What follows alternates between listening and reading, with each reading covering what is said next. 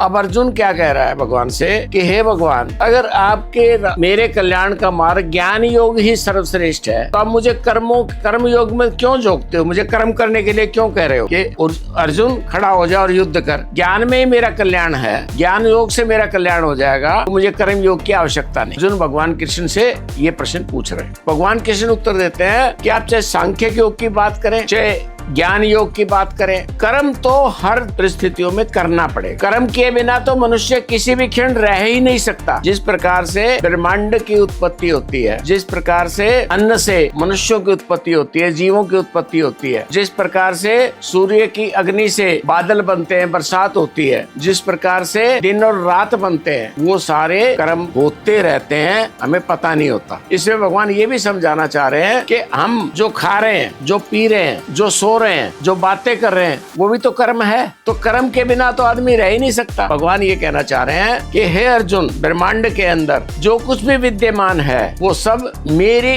कारण है, मतलब भगवान के कारण है। दूसरे शब्दों में कहें तो नैसर्गिक विज्ञान के कारण है।